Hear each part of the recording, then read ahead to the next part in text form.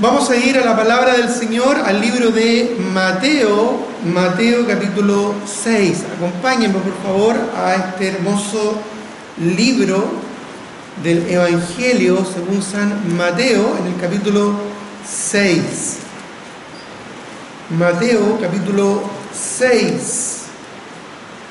En el contexto estamos viendo acá el Sermón del Monte y vamos a considerar un pasaje que nos va a dar el enfoque del mensaje que vamos a compartir en esta mañana. Mateo capítulo 6, y vamos a leer de los versículos 19 al 34. Mateo 6, 19 al final del capítulo, hasta el versículo 34. Dice: no os hagáis tesoros en la tierra, donde la polilla y el orín corrompen, y donde ladrones minan y hurtan. Vamos a leer alternadamente, así que lee tú, por favor, el versículo 20, yo el 21 y así sucesivamente. ¿Qué dice el 20?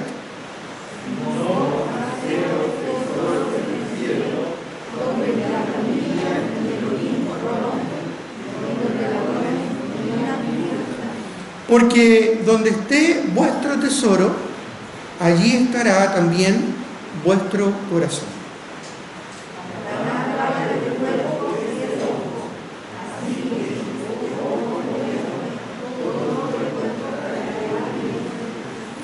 Pero si tu ojo es maligno, todo tu cuerpo estará en tinieblas.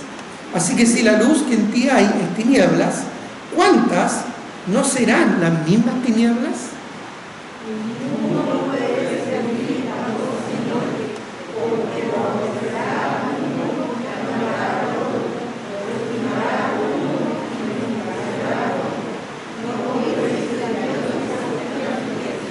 Por tanto os digo, no os afanéis por vuestra vida, qué habéis de comer o qué habéis de beber, ni por vuestro cuerpo, qué habéis de vestir. ¿No es la vida más que el alimento y el cuerpo más que el vestido?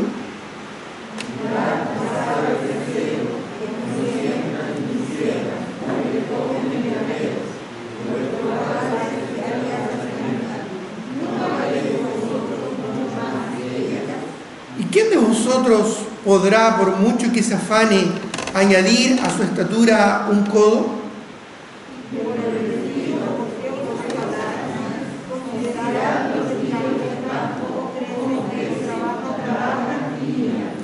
Pero os digo que ni aun Salomón, con toda su gloria, se vistió así como uno de ellos.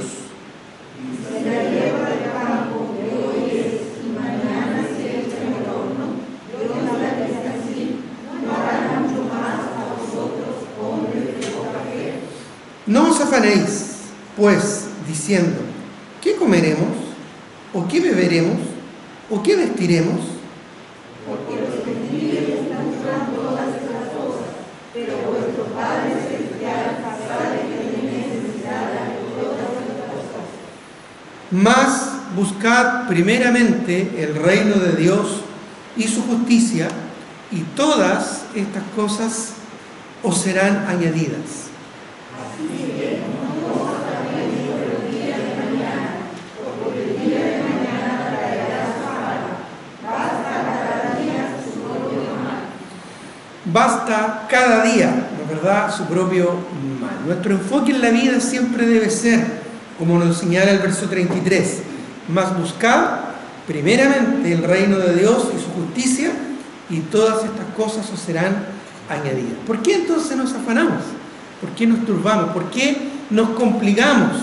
¿Por qué nos afligimos cuando a veces las cosas no son como nosotros queremos o no resultan como nosotros las tenemos planeadas? Probablemente porque nuestro enfoque no está en darle prioridad en todo al Señor.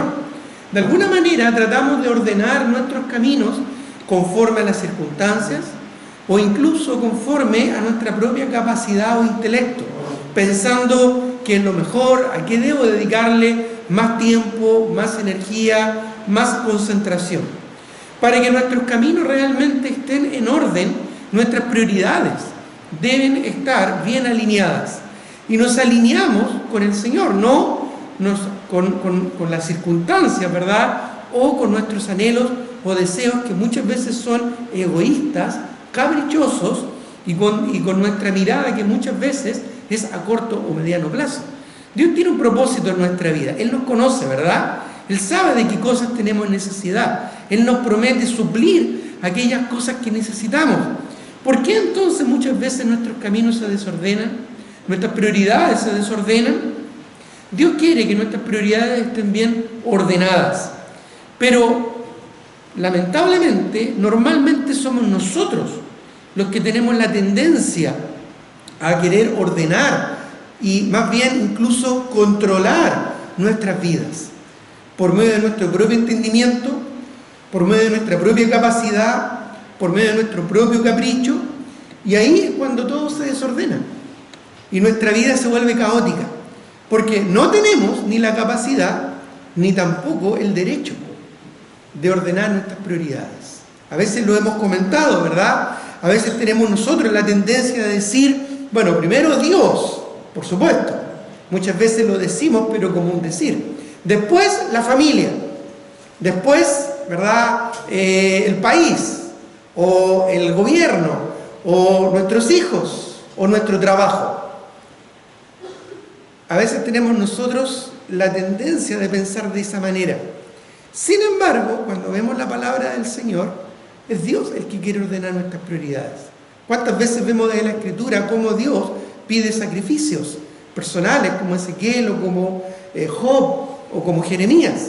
¿Cuántas veces Dios pide sacrificios de nuestra familia, como Abraham, o como otros que tuvieron que entregar sus propias vidas, o la vida de sus familias? ¿Cuántos tuvieron que dejar sus trabajos, o dejar sus quehaceres por servir y seguir al Señor, como en el caso de los discípulos? ¿Por qué tenemos normalmente nosotros esta tendencia de querer controlar nuestra vida si sabemos que no tenemos el control? ¿Por qué muchas veces tenemos esta tendencia de querer ordenar nuestras prioridades si sabemos que no tenemos la capacidad? Y muchas veces, una y otra vez, nuestra vida se vuelve un caos. Bueno, esto nace principalmente de un serio problema que hay en nuestro corazón, que es el orgullo. En el mismo texto, en el verso 24, el Señor declara: ninguno puede servir a dos señores, porque o aborrecerá al uno y amará al otro, estimará a uno y menospreciará al otro. Esto tiene que ver con el primer mandamiento que Dios nos deja: no tendrás dioses ajenos delante de mí. Y ahí está y radica el problema. Muchas veces somos nosotros los que queremos ser el Dios de nuestras vidas. No lo vamos a declarar, no lo vamos a decir, somos demasiado piadosos, ¿verdad?, para algo así. Pero en la práctica, muchas veces nosotros somos los que tomamos las decisiones sin consultar a Dios. Muchas veces somos nosotros los que ordenamos nuestras prioridades sin considerar el plan o los propósitos del Señor. Muchas veces somos nosotros los que incluso dejamos que las circunstancias determinen nuestros caminos, sin realmente confiar en los principios, los parámetros y las convicciones que Dios nos da en su palabra. En primer lugar, debemos comprender que Dios no obra en medio del desorden. Eso es un principio básico y fundamental. Por eso es que Dios, en su palabra, cuando Pablo escribe a la iglesia de Corinto, les deja bien establecido que no debemos andar en vidas desordenadas. La iglesia de Corinto se había desordenado en varios aspectos porque dejó que su carnalidad, Pablo les llama a ello por cuanto sois carnales, ¿verdad? Y habían pleitos, disensiones entre ellos, les había declarado su problema y la raíz de este. Miren lo que dice 1 Corintios 14, 33, por favor. 1 Corintios capítulo 14, versículo 33.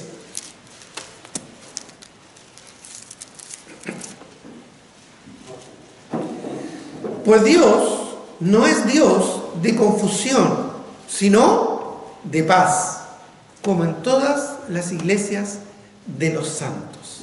Dios no es un Dios de confusión.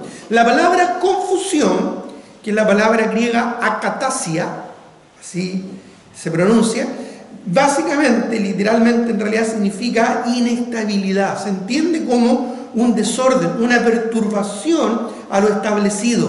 Incluso a veces se utiliza como sedición, tumulto, confusión.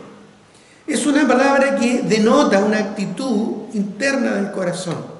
El problema de los de Corinto es que ellos, habiendo recibido tantos dones, se enfocaron, priorizaron aquellos que ellos consideraron más interesantes o más satisfactorios para su propia experiencia emocional, dejando que las emociones o las circunstancias determinaran o ordenaran su enfoque y sus prioridades. Pero la Biblia declara que Dios no es un Dios de confusión. Eso había generado complicaciones dentro de la iglesia, eso había generado tumulto, inestabilidad, se peleaban unos por otros por hablar en lenguas o tener manifestaciones de una u otra índole, y eso había perturbado algo que para Dios es tan relevante e importante, que es la paz, la estabilidad. Por eso dice que Dios no es Dios de confusión, sino que dice de paz. La palabra paz es la palabra griega eirene. ¿Conocen a alguien que se llame Irene? Bueno, significa paz. Es un lindo nombre, ¿verdad? Irene. Irene es un lindo nombre porque representa, significa algo lindo, algo importante. Paz. Y literalmente esto es prosperidad, estabilidad. Es cuando las cosas funcionan bien. Bueno, Dios tiene un propósito, Dios tiene un enfoque en nuestras vidas. Y cuando nosotros nos alineamos a ese propósito, sin duda que las cosas van a funcionar bien. ¿No es Cristo quien nos dijo, mi paz os dejo, mi paz os doy? Yo no la doy como el mundo la da. Eso hace que nosotros como creyentes no seamos circunstanciales, es decir, no vivamos en base a las circunstancias en nuestro alrededor. A veces cuando las cosas en nuestro entorno no andan bien, y hoy en día, ¿verdad?, siempre nos quejamos de eso, en nuestro interior Dios sí puede hacernos vivir en paz, en estabilidad, en tranquilidad, en orden.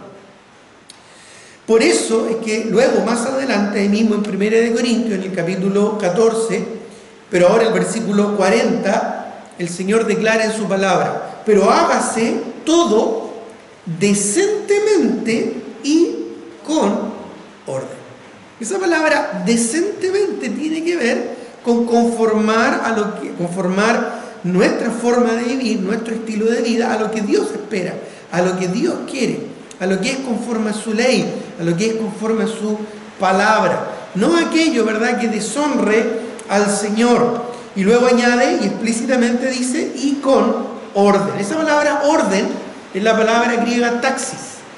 Cuando uno toma un taxi, ya no sé por qué le habrán puesto ese nombre, pero literalmente en griego taxis significa orden, arreglo, dignidad, algo establecido, la idea de una estructura. Por lo tanto, algo decente es algo, ¿verdad?, que se hace con dignidad, con orden, con algo ya establecido.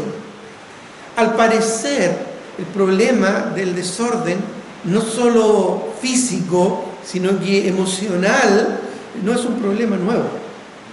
Hoy en día muchas veces nos afligimos, nos afanamos por las cosas, quizás porque se nos salen de control. Pero esto nace del hecho de que somos nosotros los que queremos mantener ese control. ¿Por qué? Como hemos estado viendo acá, porque no ordenamos nuestras prioridades conforme al plan de Dios, a la voluntad de Dios, a la palabra de Dios. Dios no obra en medio del desorden. No es la forma en que Dios va a bendecir nuestras vidas. Dios no obra, ¿verdad?, en medio de la confusión, en medio de la inestabilidad. Sin embargo, Dios no espera que las circunstancias sean buenas para que los creyentes estén bien. Porque Dios sabe que estamos en medio, como dice el mismo apóstol Pablo, de una generación maligna y perversa. Las cosas en nuestro alrededor nunca van a estar bien o van a estar mejor. Siempre van a ser complejas. Es más, aquel que quiera vivir piadosamente en Cristo Jesús, que dice la palabra, padecerá persecución. En el mundo, dice también, tendréis aflicción. Así es que el Señor no apunta a que las circunstancias o que nuestro entorno esté ordenado, controlado o en paz, sino que nosotros, en lo interno, vivamos vidas ordenadas, equilibradas y sobre todo bien enfocadas, en base a prioridades no nuestras, sino en base a las prioridades que Dios nos da. ¿Qué estamos dispuestos a entregar, a sacrificar al Señor? Porque eso va a determinar, ¿verdad?, dónde están puestas nuestras prioridades. ¿Estoy dispuesto a sacrificar mi trabajo por dar testimonio del Señor, por compartir el Evangelio aunque me despidan? ¿Estoy dispuesto tal vez a tener problemas con mi familia por venir a la iglesia, por hablarles del Señor? ¿Estoy tal vez dispuesto a tener problemas con mi salud por seguir sirviendo al Señor en un área determinada? ¿Estoy tal vez dispuesto a perder mi economía si es que implica involucrarse aún más en la obra del Señor, dejando las cosas, ¿verdad?, que me agradan por seguir al Señor, como un misionero, por ejemplo? Lo que más me cuesta, lo que más me duele dejar, lo que más me cuesta sacrificar en el altar del Señor, probablemente lo que tiene prioridad en mi vida. No olvides que el Señor allá en Mateo 6 nos dice: donde esté vuestro tesoro, ahí estará también vuestro corazón. ¿Dónde está tu tesoro? ¿Qué realmente es importante para ti?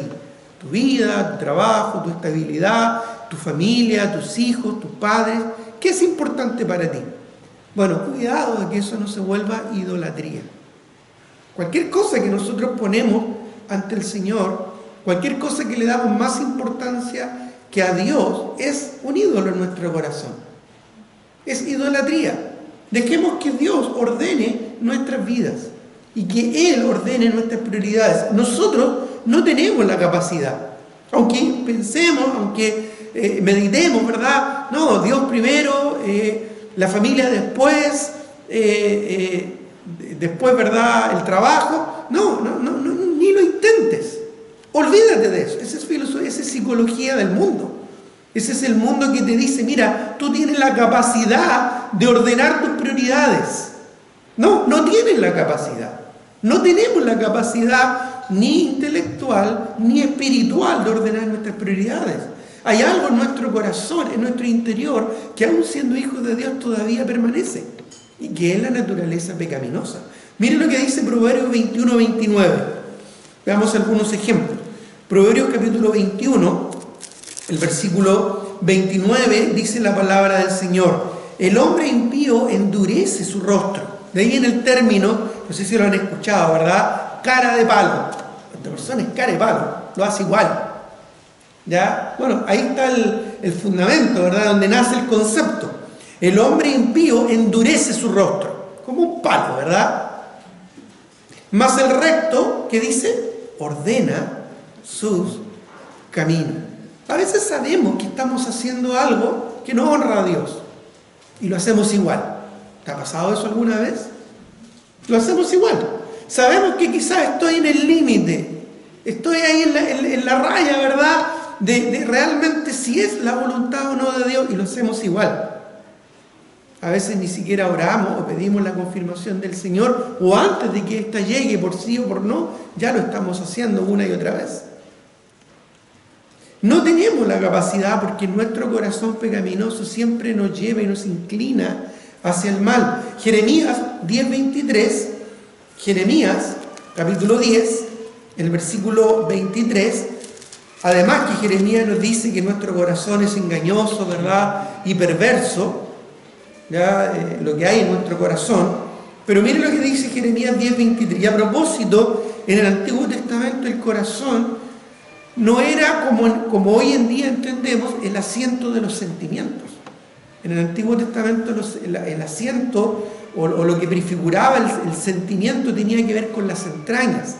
El corazón en el Antiguo Testamento tenía que ver con la voluntad, con lo que decidíamos hacer, con nuestra voluntad, con lo que hacemos, con lo que queremos hacer. Por eso es que Jeremías dice: engañoso es el corazón y perverso más que todas las cosas. No solo es lo que sentimos, sino es cómo vivimos, lo que hacemos. las decisiones que tomamos muchas veces están corrompidas por un corazón perverso. Pero en Jeremías 10:23 dice también Jeremías: conozco, oh Jehová, que el hombre no es señor de su camino. Es decir, ya al principio entendemos que no tenemos el control. Podemos tener un excelente plan de salud, igual nos vamos a enfermar y podemos morir. Podemos tener un excelente seguro, igual en un accidente podemos morir. Podemos tener una excelente educación y pagar una excelente universidad, pero aún así quedar sin trabajo o aún así perderlo todo. Podemos tener, ¿verdad?, una excelente familia y aún así el Señor nos puede llevar a su presencia. No tenemos el control de las cosas. No es de nosotros ordenar nuestros caminos, como dice aquí el Señor. Conozco Jehová, que el hombre no es señor de su camino, ni del hombre que camina es el ordenar sus pasos.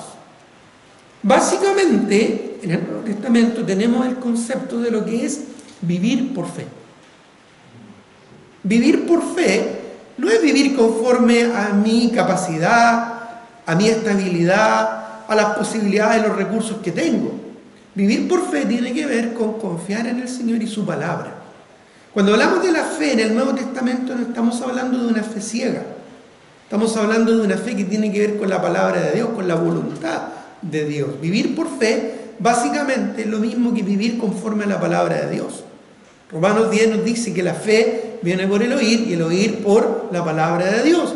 Cuando Pablo decía que con Cristo estoy juntamente crucificado y no vivo yo, más vive Cristo en mí, y lo que ahora lo vivo en la carne, es decir, en este cuerpo mortal, lo vivo en la fe del Hijo de Dios, el cual me amó y se entregó a sí mismo por mí. Esa idea de lo vivo en la fe, es vivo conforme a lo que Dios me revela en su palabra. En ese momento se estaba recién escribiendo el Nuevo Testamento, y el apóstol Pablo tenía revelación directa de la voluntad de Dios sobre su vida.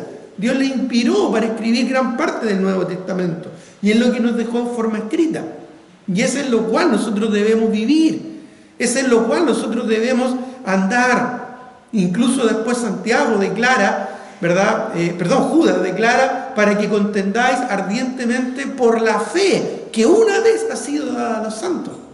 Fue de una vez que el Señor nos fue dejando su palabra, no de una vez inmediato, porque fue un proceso. Pero una vez que Él fue dejando esto, lo hizo de manera definitiva. Cada palabra que Él inspiró quedó registrada para que fuese nuestra autoridad. El problema es que muchas veces nosotros insistimos en tomar el control o querer o intentar tomar el control de las circunstancias inmediatas que nos rodean y peor aún, ordenar nuestros caminos conforme a nuestros deseos o propósitos y no los del Señor. Job 37:19 también nos da el ejemplo de un hombre, ¿verdad?, que da testimonio de esto. Job capítulo 37, por favor. Job capítulo 37, el versículo 19, dice aquí la palabra del Señor, de un hombre que sufrió, un hombre que se enfrentó cara a cara con circunstancias muy terribles y muy adversas, y él nos deja este testimonio. El versículo 19 dice: muéstranos qué le hemos de decir, porque nosotros no podemos ordenar las ideas a causa de las tinieblas. Nuestra vista es muy corta. Nuestra vista es muy corta. Vemos lo que está ante nuestros ojos solamente. No vemos más allá. Por eso es que necesitamos andar por fe. Yo veo circunstancialmente lo que tengo por delante, pero yo no sé qué va a pasar más adelante. Muchas veces las decisiones las tomamos en base al mañana. Mañana va a pasar esto, así que tomo una decisión con respecto a esto. Pero, ¿qué va a pasar pasado mañana? No lo sabemos. No lo sabemos, no tenemos el control de aquello. Dios sí lo sabe. Y no lo sabemos porque nuestro pecado nos ciega. Estamos en un mundo inestable, eso es cierto. Pero más que nunca tenemos que entender esta verdad, de que no tenemos la capacidad, no tenemos el control, no tenemos ni siquiera el derecho de ordenar nuestros pasos y de enfocar nuestras vidas, ni de ordenar nuestras prioridades, porque ese derecho solamente lo tiene una persona, y esa persona es Dios, no nosotros. No te creas con la prerrogativa ni creas con tu orgullo que tienes la capacidad tú de ordenar tu vida, de decir qué va primero, qué va segundo, qué va después. No, no seas tan pretencioso. Es Dios que tiene esa capacidad. Es Dios que ordena nuestras vidas. ¿Por qué? Porque solo Dios puede hacerlo. Solo Dios puede ordenar y priorizar correctamente nuestras vidas porque Él lo sabe todo. Miren lo que dice el Salmo 37, 23. Un poquito más allá de Job, en el Salmo capítulo 37, en el versículo 23. ¿Lo tienes ahí? Hermoso pasaje y muy definitivo. Dice, por Jehová son, ¿qué dice? Ordenados. Ordenados, dice, los pasos del hombre.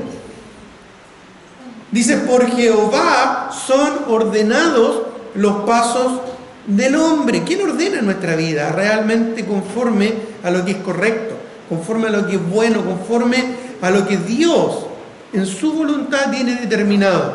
¿Quién ordena nuestros pasos? Dios, ¿verdad? ¿Y qué pasa si Dios ordena nuestros pasos para la batalla? ¿Qué pasa si Dios ordena nuestros pasos para los problemas y para la persecución? ¿Estará bien también? Porque decimos que Dios es bueno. Por supuesto que está bien, porque Dios es bueno. Y su voluntad siempre es lo mejor para nuestras vidas. Es Dios que ordena nuestros pasos para el bien. Aunque nosotros lo veamos de otra forma, Dios lo ve con eternidad y con perspectiva. Por eso es que luego Él añade, y Él aprueba su camino. ¿Cuántas decisiones hemos tomado que Dios no aprueba? Después sufrimos las consecuencias de esas malas decisiones y ahí nos acordamos del Señor. ¿Y qué hacemos? Normalmente, ¿qué es lo que hace un creyente común en una circunstancia así? Ora, y le pide al Señor que lo ayude. El Señor es bueno, no se va a burlar de nosotros, pero si el Señor fuera como uno de nosotros, ¿qué le diríamos? Te lo dije. ¿Quién te mandó a meterte en ese problema? Ahora sale solo. Menos mal que Dios no es como nosotros, ¿verdad? Dios es bueno y misericordioso y lleno de toda gracia. Pero el problema es ese, que a veces nosotros pensamos ordenar nuestras vidas conforme a nuestros propósitos, a nuestras prioridades, a nuestro entendimiento, o peor aún, a nuestros deseos y gustos, egoístas y caprichosos. Lo que me conviene a mí. ¿Por qué el mundo está como está hoy en día? Porque la gente acabala para sí solamente, busca para su propio beneficio, busca para su propio bien.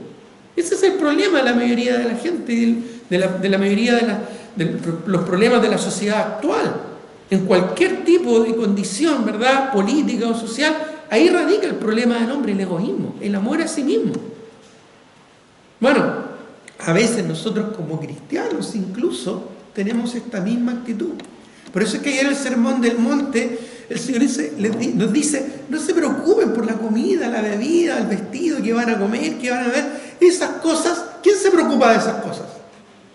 Dice, los gentiles, refiriéndose a los incrédulos, a los inconversos. Ellos se preocupan de esas cosas. Ellos se preocupan, ¿verdad?, de que todo salga bien, de no tener problemas.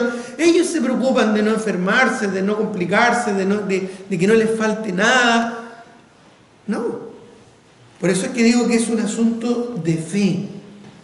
Ahora, ¿con qué? ¿Qué usa Dios para ordenar nuestros caminos? ¿Cuál es la regla cuando tú quieres, ¿no es cierto?, en un dibujo o en un escrito, quieres hacer estás escribiendo o estás haciendo un bosquejo y quieres hacer una línea recta? Ya, yo no tengo mucha capacidad del dibujo porque aún con regla me queda chueca la línea. Ya, soy bien como, no sé, nunca me queda una línea muy, muy recta. Pero hay personas que tienen esa capacidad, incluso a mano alzada les queda pero perfecto. Ya, yo no tengo esa capacidad. Pero si quiero ayudarme para que me quede una línea más recta, tengo que usar una regla, ¿verdad? La regla me ayuda a que mi línea quede mejor. Bueno, ahora, ¿con qué o qué usa Dios para ordenar nuestros pasos? Miren lo que dice el Salmo 119.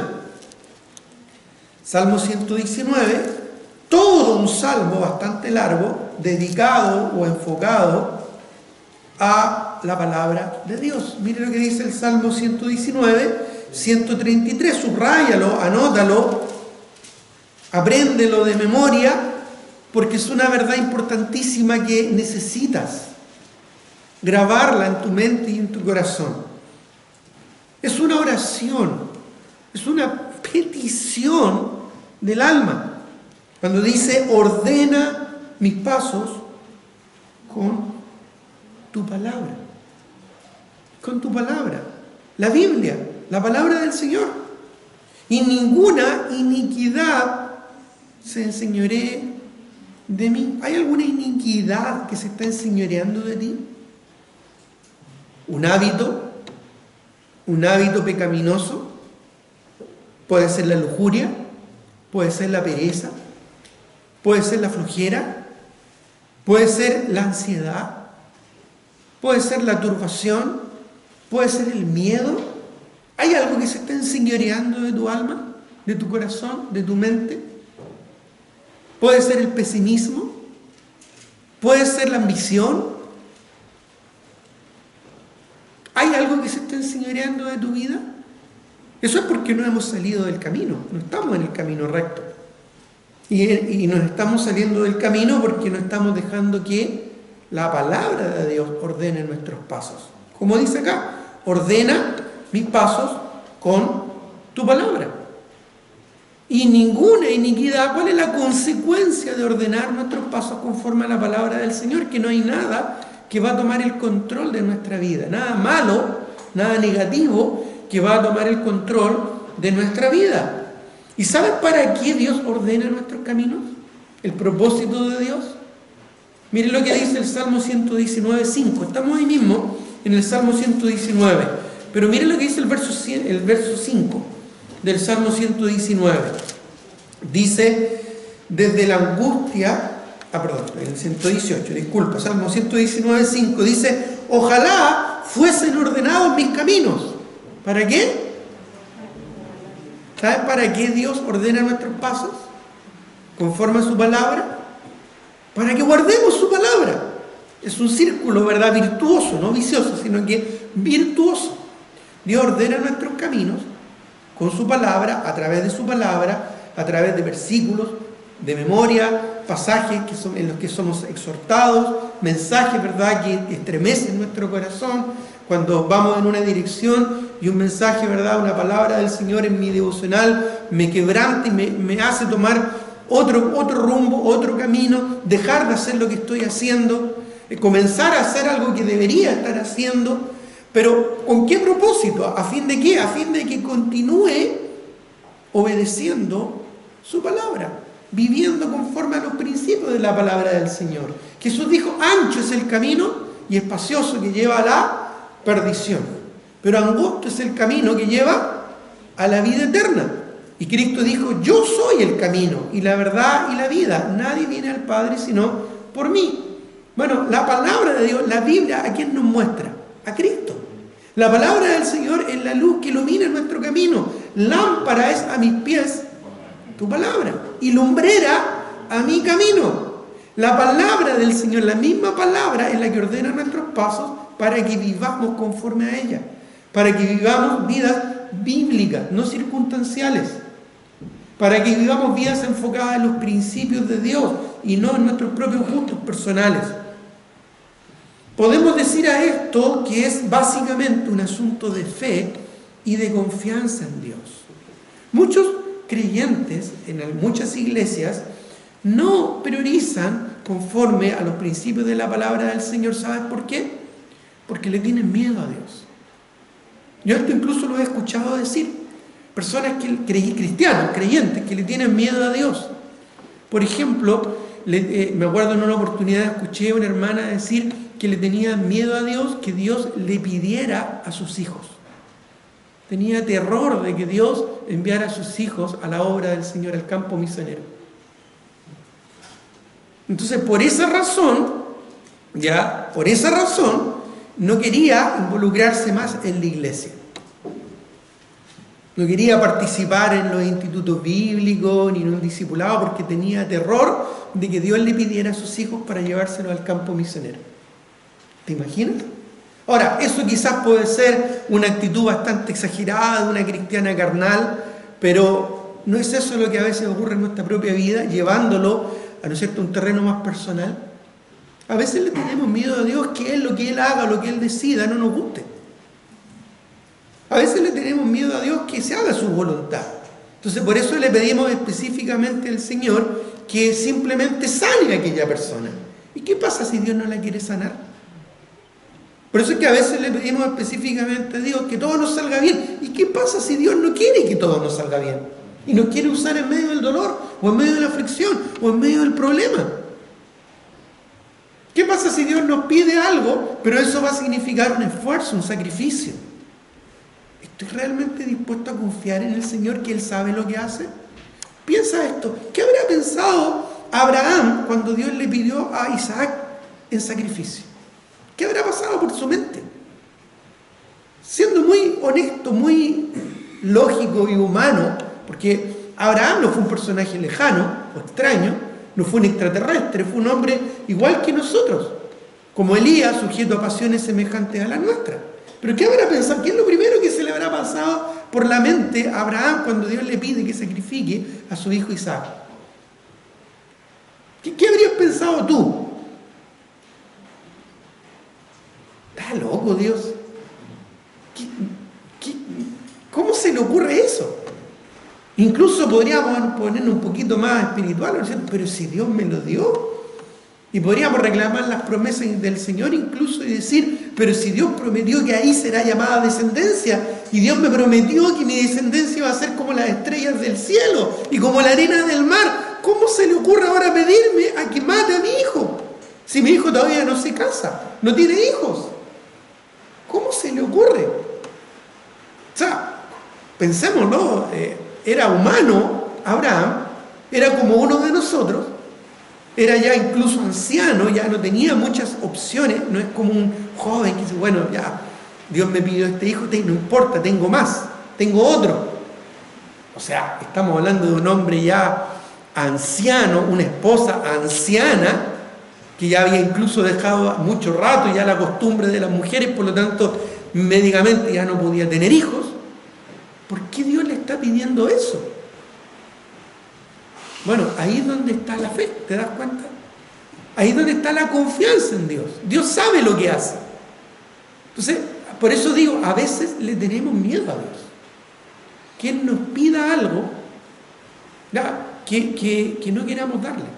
Y es por esa razón que muchos cristianos se vuelven religiosos. Se vuelven religiosos. Es decir, ya voy a hacer esto para agradar a Dios, como para que me tenga buena. Entonces metemos nuestras manos en la billetera y damos grandes sumas de dinero para ganarme el favor de Dios. No sea que Dios me vaya a pedir algo que a mí no me agrade. O hacemos grandes sacrificios, ¿verdad? Para de alguna manera agradar a Dios. Y así que Dios, ¿no es cierto?, no me pida lo que no quiero darle. Y nos volvemos religiosos. La base de la religión, las obras, tiene que ver con eso. Buscar agradar a Dios por nuestros propios medios. Pero Dios es soberano. Él tiene el control de todo. Y Él conoce nuestro corazón. Y sabe aquello que más valoramos, aquello que más apreciamos, aquello que más acariciamos en la intimidad. Y si Dios nos quiere pedir aquello, porque Él lo sabe, no tengo que pensarlo, no tengo que decirlo. Quizás podríamos en este momento, no voy a pensar en eso para que no sea que Dios me lo saque. Dios nos pone a prueba muchas veces. Dios nos examina y conoce nuestro corazón y prueba nuestros pensamientos. Así lo señala la palabra del Señor. Por eso es que dejar que la palabra de Dios ordene nuestros caminos y dejar que Dios ordene nuestras prioridades es un asunto de fe y confianza absoluta en Dios. No es un asunto racional. No es un asunto que nace de manera natural. Decimos, no, yo confío en Dios. Pero en el momento, como decimos, ¿verdad?, de los cubos, cuando ahí las papas queman, cuando las cosas están poniéndose, ¿verdad?, complejas, ¿realmente confiamos en la buena, agradable y perfecta voluntad del Señor? que se haga tu voluntad y no la mía. ¿Te acuerdas quién dijo aquello? Cristo, cuando estaba enfrentando la cruz del Calvario. Entonces, en todo tiempo, siempre, en cada momento, en cada circunstancia, piensa primero en cómo darle a Dios la gloria y el honor. No en tu conveniencia, no en tu gratificación o en tu tranquilidad, en tu paz, ni siquiera en tu éxito. Cuando Dios le pide a Jeremías que vaya a predicar a Israel, un tremendo llamado, ser un siervo de Dios, ¿verdad? Pero lo manda a predicar a un pueblo contradictorio, a un pueblo rebelde. Y Dios incluso le dice: endurece tu rostro y predica. No te van a oír, te van a desechar, pero no importa, tú predica. Te van a meter preso, te van a torturar, pero tú predica, para que no se diga que no hubo testimonio en Israel. Cuando pensamos en la voluntad de Dios, no siempre tenemos que pensar que va a ser agradable, bonita o tranquila. A veces Dios nos pone en circunstancias difíciles o toca aquello que más nos duele con un propósito, con un objetivo. Y no seamos religiosos, a Dios no le podemos esconder lo que verdaderamente hay en nuestro corazón. Luego, piensa siempre en cómo darle a Dios la prioridad. Siempre en cómo darle a Dios la prioridad en tu propia vida. No confíes en tu propia prudencia o tu propia capacidad. No creas simplemente que tú sabes qué es lo que a Dios le agrada. Básicamente, pídele a Dios que Él muestre qué es lo que quiere y entrégaselo a Él. Señor, le dijo Pablo a Jesucristo cuando se encontró con Él camino a Damasco: Señor, ¿qué quieres que yo haga? No fue Pablo el que tomó la iniciativa en decir: ya, ok, ahora que vi al Señor, voy a empezar a predicar, voy a tomar un discipulado, voy a tomar clases de instituto, me voy a ir a Jerusalén para estar con los apóstoles y aprender, ¿no es cierto?, de primera mano el Evangelio, voy a ir a pedir perdón a las personas que llevé a la cárcel. No hizo una lista, ni tampoco un cronograma o una planificación de lo que iba a hacer para el Señor. Solamente él se humilló y le dijo: Señor, ¿qué quieres que yo haga? Y Dios le dijo: bueno, ándate, ¿no es cierto?, vuélvete, no recuerdo específicamente dónde a Jope, no recuerdo ahora en este momento, pero dijo: anda, y ahí va a haber un Simón Curtidor que te va a ayudar y que te va a guiar, que te va a encaminar en el camino. Fue repuesta su vista, fue bautizado y siguió conforme a lo que Dios quería para su vida, porque él simplemente se dispuso en las manos del Señor. Sin duda que hay decisiones que tú tienes que tomar, cambios y ajustes que tienes que hacer en tu vida. Primero, entrégale al Señor tu corazón y dile que Él ordene conforme a sus propósitos. Él se ocupará del resto, incluso de aquello que más te va a complicar y más te va a doler. Confía que Dios se ocupará de darte a ti y a los tuyos lo mejor conforme a su buena, agradable y perfecta voluntad, y suplirá todo lo que necesites y aún más. ¿Qué habrá pensado aquella mujer cuando se despidió de su esposo, que iba a la obra misionera, y su esposo allá en Ecuador fue traspasado por las lanzas de los Aucas? ¿Qué habrá pasado por el corazón de esa viuda que perdió a su esposo? Bueno, sabemos lo que pasó por el corazón de ella, porque ella dijo: sea hecha la voluntad del Señor. Y años después regresó y comenzó una misión con las mismas personas que habían asesinado a su esposo. Eso fue un hecho real. ¿Qué estamos dispuestos nosotros a darle al Señor? Más bien, ¿estamos dispuestos a darle al Señor nuestro corazón? ¿Confiamos realmente en el Señor? Mira, acompáñenme a 1 de Reyes capítulo 17.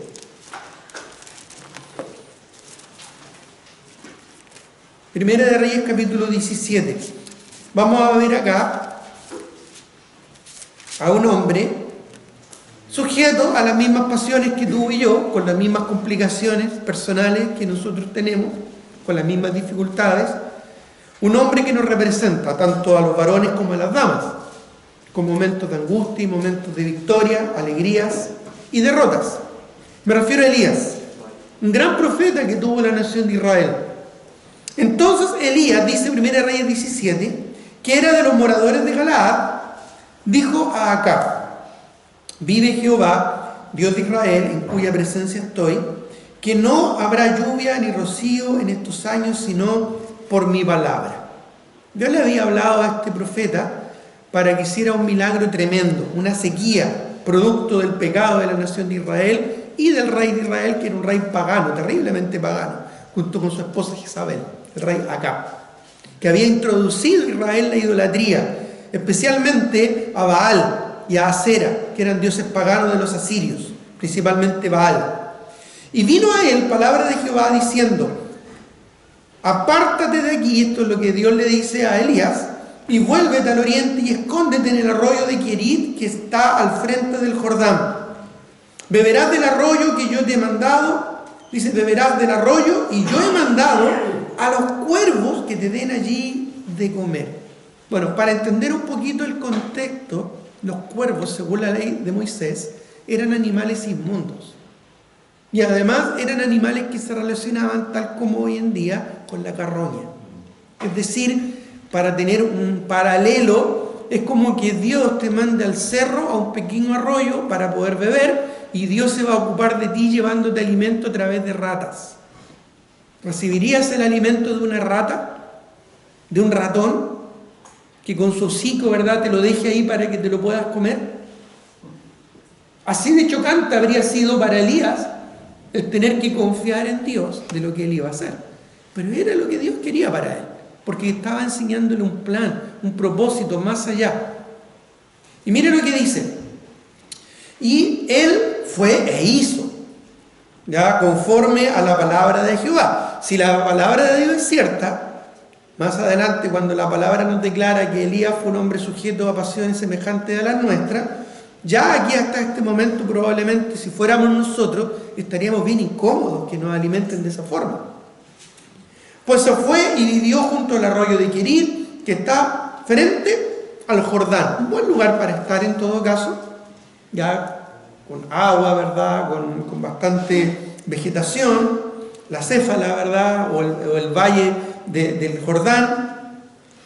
Y los cuervos le traían pan y carne por la mañana, y pan y carne por la tarde, y bebía del arroyo. Bueno, pasados algunos días se secó el arroyo porque no había llovido sobre la tierra, era lo que había profetizado Elías, ¿verdad? Y vino luego a él palabra de Jehová diciendo: ya se acabó la provisión, pero Dios sigue teniendo cuidado de los suyos. Levántate, vete a Sarepta de Sidón y mora allí. Y aquí yo he dado orden allí a una mujer viuda que te sustente. En primer lugar, Sarepta era el lugar donde estaban los asirios. Era un territorio asirio en aquellos días, controlado por los asirios. Estaba entre Tiro y Sidón, al norte, por la costa. Y era un lugar donde nació el culto a Baal. Es decir, Dios lo estaba enviando a la cuna misma del culto a Baal, lo que había traído tanta desgracia a la nación de Israel, y por cuya idolatría Israel estaba en los problemas en los que estaba, incluyendo esta sequía. Resulta un tanto contradictorio, pero además era una mujer de allá, una gentil, que obviamente para los judíos ya esto era un prejuicio terrible, y era una viuda que tenía que alimentarle. En aquellos días, las viudas eran personas que no tenían los beneficios que vemos hoy en día en la sociedad actual que nosotros tenemos. Eran personas socialmente relegadas a la pobreza, porque no tenían un varón que la sustentara, y no había espacio para que muchas de ellas pudieran trabajar solo en lo mínimo o en lo más simple. Entonces, si no había alguien que le sustentara como un hijo, estaban realmente en la pobreza más grande. Ahora, da la situación de que esta viuda sí tenía un hijo. El problema es que era un hijo pequeño. que probablemente no estaba en condiciones de trabajar y acabalar, ¿no es cierto?, para juntar recursos para la familia o para poder sustentar a su propia madre o a sí mismo. Lo vemos por el relato. Dice que Dios le dijo a este profeta, esta viuda, esta mujer pobre, esta mujer gentil, en un lugar pagano, te va a sustentar. Bueno, después de haber sido alimentado por cuervos, quizás no fue tan difícil ir y ser sustentado, ¿verdad?, por una viuda. A veces nuestro orgullo es muy grande, ¿verdad? Y a veces nosotros vemos a los demás, los que quizás no tienen tanta capacidad económica, los vemos de manera muy despectiva. Pero a veces son personas que Dios quiere usar para doblegar nuestro orgullo y nuestro egoísmo. A veces son personas que tienen mucho que enseñarnos. A veces son personas que en la aflicción, en la escasez, han aprendido cosas que nosotros en la abundancia no hemos aprendido. Podemos entender si alguien con muchos recursos nos sustenta, pero incluso ser carga de alguien que está muriéndose de hambre, incluso podría hacernos sentir culpables, ¿verdad? Hacernos sentir culpables. Bueno, ¿qué hizo el profeta? Con todos estos prejuicios y con todas estas luchas que había probablemente en su mente y en su corazón, porque era un hombre también semejante a nosotros, entonces él se levantó y se fue a Sarepta. Fue obediente. Vivió conforme a lo que Dios le estaba ordenando, es decir, conforme a su palabra. Y cuando llegó a la puerta de la ciudad, he aquí una mujer viuda que estaba allí recogiendo leña. Y él la llamó y le dijo: te ruego que me traigas un poco de agua en un vaso para que beba. Hasta ahí no había problema, había agua por lo menos en esa zona. Y yendo ella para traérsela, él la volvió a llamar y le dijo: te ruego que me traigas también un bocado de pan en tu mano. El Señor quería probar, Elías quería probar si esa era la viuda. Ya, por eso que él le pidió esto, que la iba a sustentar, que le iba a sustentar. Dice, y ella respondió: vive Jehová. Interesante la respuesta de esta mujer, siendo una gentil, en un contexto pagano, reconocía por lo menos de dónde venía este hombre. No sé si sabía exactamente quién era en este momento, más adelante sí lo supo con claridad, pero en este momento era un desconocido que llegó a pedir agua y ahora muy patudamente está pidiendo además que le traigan de comer. Sin embargo, ella le responde: vive Jehová tu Dios. Por lo menos sabía y reconocía que era su Dios, que él creía en el Dios vivo y verdadero, Jehová, Dios de los ejércitos, que no tengo pan cocido, solamente un puñado de harina tengo en la tinaja y un poco de aceite en una vasija allá en mi casa, ¿verdad? Y ahora recogía 2 leños para entrar y prepararlo para mí y para mi hijo. Y mire lo que dice: para que lo comamos y nos dejemos morir. No dice más detalles, pero se entiende que esa era su última cena. Ya no tenía nada más. Ya producto de la sequía, de la hambruna, probablemente en esa ciudad, como en muchos otros lugares, estaban sufriendo de hambre. Cuando un hijo de Dios es disciplinado por Dios, como lo fue aquí en este caso la nación de Israel, no solo él sufre, sino todo su entorno. En este caso aún las naciones vecinas, naciones alrededor, también sufrieron por culpa de un pueblo rebelde, así como muchos sufren también a veces por culpa de nuestra actitud rebelde. Así que esta mujer se veía en un tremendo dilema. ¿Qué hago? Jehová no es mi Dios, es el Dios de este hombre que viene ahí. Mi Dios quizás es Baal, es Acera, pero este hombre me está pidiendo agua, le puedo traer agua, ahora me está pidiendo comer y es lo único que tenemos. Sacarme el pan de la boca para dárselo a este desconocido. Tremendo problema, ¿verdad? Conflicto. Pero mire lo que dice el versículo 13. Elías le dijo, y esta es la palabra clave, porque eso dije que es un asunto de confianza, es un asunto de fe.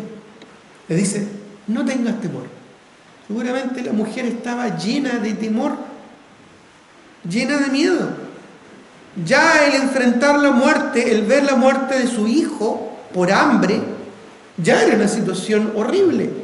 No tengas temor, le dijo. En otras palabras, confía, no tengas temor. Ve, haz como has dicho, haz una torta, ¿verdad? Cuece el pan. Pero mire lo que dice, pero hazme a mí primero. Humanamente, esto ya es el colmo de la patudez. No es que llegó una persona adinerada, o no es que se allegó una persona con recursos como para que pudiera compartir lo que tenía. Fue una mujer que se estaba muriendo de hambre, junto con un niño, con un pequeño que estaba a punto de morir por el hambre. Y le dice, hazme a mí primero. Hazme a mí primero, de ello, una pequeña torta cocida debajo de la ceniza, como a que no le pidió todo mejor, ¿o no? No, era algo consciente, ¿verdad? Una pequeña torta, no importa, pero a mí primero. Y tráemela. Y después harás para ti y para tu hijo. Después te vas a preocupar de ti, después te vas a preocupar de tu propio hijo, fruto de tus entrañas. Porque Jehová, Dios de Israel, ha dicho así: la harina de la tinaja no escaseará, ni el aceite de la vasija disminuirá, hasta el día en que Jehová haga llover sobre la faz de la tierra. Entonces ella fue e hizo como le dijo Elías, y comió él y ella y su casa. ¿Qué dice? Así como la maldición cayó sobre los sidonios por la rebeldía de Israel, también la bendición cayó sobre esta familia pagana por la obediencia y la fe de un hombre. La bendición llegó a este hogar.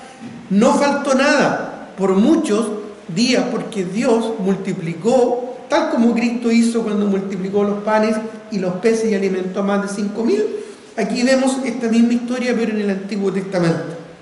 Y la harina de la tinaja no escaseó, ni el aceite de la vasija menguó, conforme a la palabra de Jehová, que Jehová había dicho por Elías.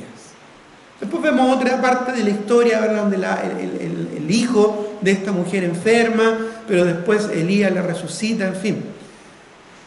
Podemos ver acá una gran lección.